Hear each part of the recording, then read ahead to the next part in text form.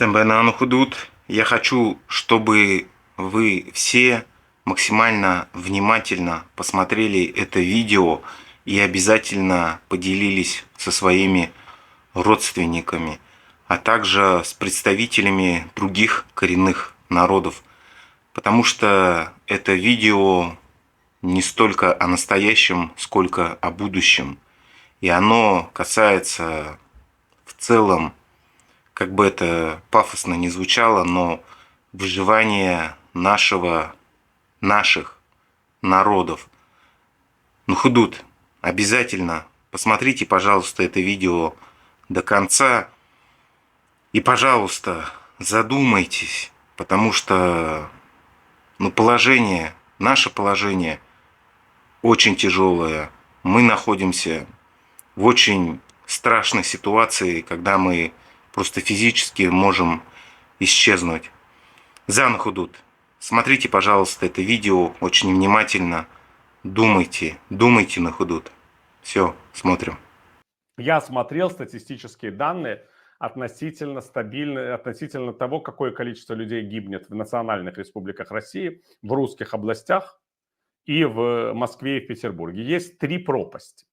Самая большая пропасть вот такая между Москвой и Тувой, родиной министра обороны Российской Федерации Сергея Кужегетовича Шойгу.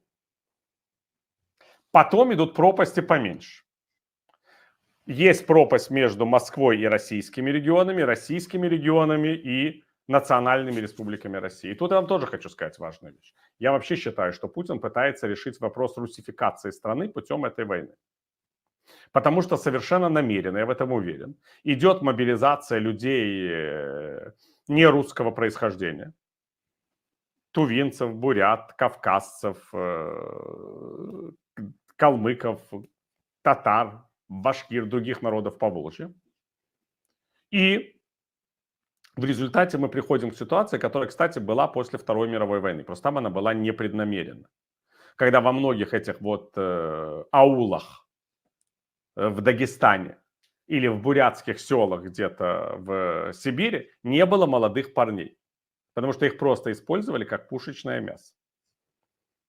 Вот я не так давно, по-моему, в начале войны беседовал с бурятскими активистами, и они мне говорили, что такое количество бурят, как погибло во время битвы под Москвой в 1941 году, но об этом никто никогда не вспоминал.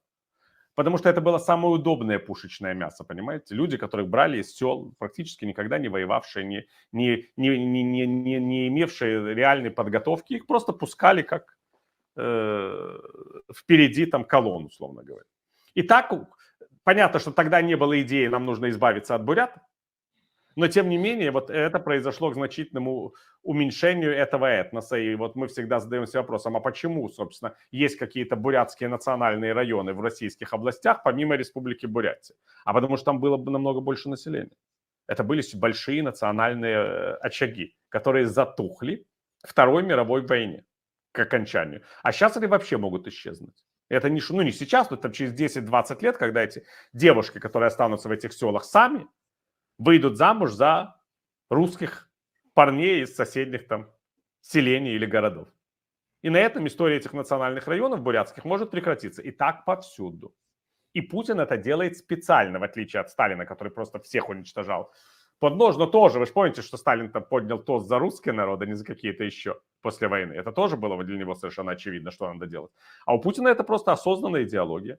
Он отменил изучение обязательно языков народа в России в национальных школах. Он запретил использовать любой другой алфавит, кроме кириллицы, в национальных школах, в национальных языках народа в России. То есть у него есть такая идея. Россия для русских, Москва для москвичей, как говорится, если ее просто изложить. И вот он и с помощью этой войны тоже эту идею фактически проводит в жизнь. А мы все говорим, почему они терпят. Они не терпят, их просто уничтожают.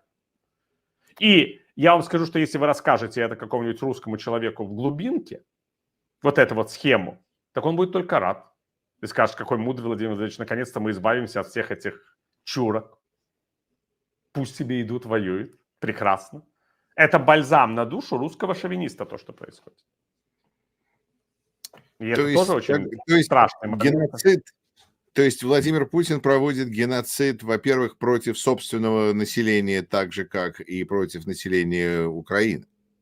Да, он воюет до последнего украинца, до последнего тувинца, до последнего чеченца, до последнего бурята, до последнего ингуша, до последнего калмыка и до последнего там А карачаева. Теперь возможно ли, что внимание, он не воюет до последнего русского, потому что будут бунты, будут какие-то восстания, или это просто у него демографические цели?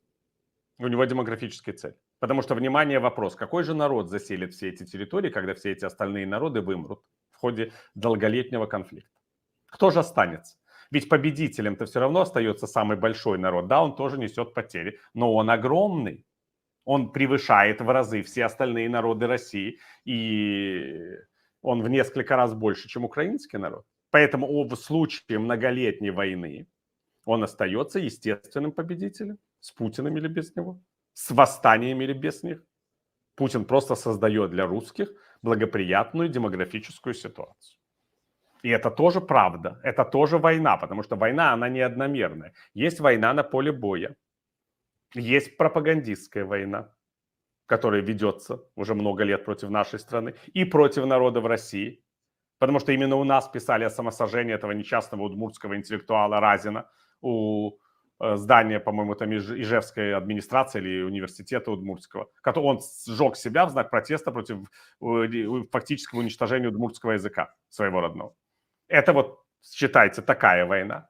Есть война экономическая, когда подрывает потоки северные, когда бьют по украинской критической инфраструктуре, ну там много, когда закрывают Черное море и зерно наше не пускают на продажу еще и думая организовать голод где-нибудь еще по совместительству. Это экономическая война. А есть война демографическая.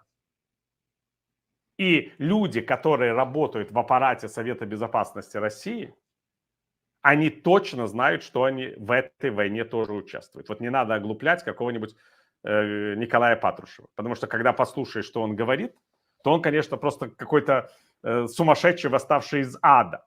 Но это ведь не сумасшествие, это просто реакционные, дикие политические взгляды. Понимаете?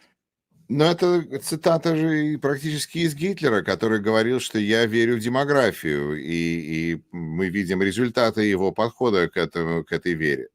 Да, Владимир... безусловно, вы совершенно правы. Гитлер верил в демографию. Это любой фашистский режим. Он проводит демографические войны. Но опять-таки, если мы внимательно посмотрим на итоги Второй мировой войны, то мы поймем, что демографическая вера Гитлера, она имела под собой основание. За ногу идут.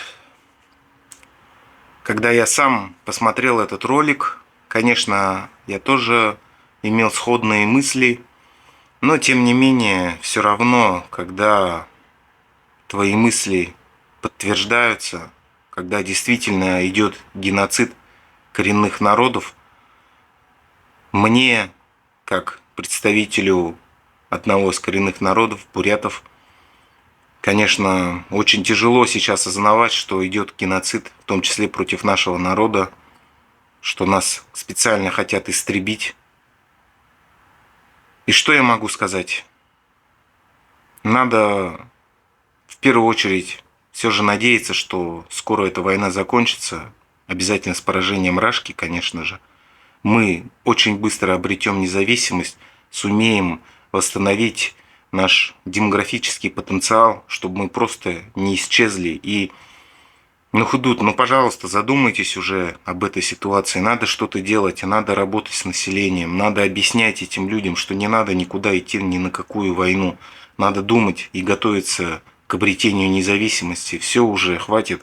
Мы действительно сейчас стоим на грани, и с нашим народом может случиться катастрофа. Нас за 100 лет вообще никакого сильного прироста нет. То есть посмотрите, вот я сколько раз привожу это, да, сравнение. Нас, бурят, было 300 тысяч в начале века. Монгол было 600. Сейчас монголов 3,5 миллиона, а нас 460. И то неизвестно, эти цифры верные или нет. То есть очень много бурят погибло в ходе репрессий, в ходе Второй мировой войны. Потому что была такая ситуация, когда в селах вообще не было мужиков. Сейчас специально идет геноцид. Специально Путин и русский народ уничтожает бурят. Ну, худут. Просто очнитесь, проснитесь наконец-то. У нас мало шансов исправить эту ситуацию, но что-то надо делать. Нельзя просто так сидеть. За худут. Надеюсь на благоприятный исход, на победу, конечно, Украины, на падение путинского режима и этой страшной империи народного горя. Мы будем свободны, и мы просто сможем восстановить наш народ, я считаю, и будем жить и процветать. За худут. Бурхунда мургот. Хайнар явыкты. За худут. Пэртэ.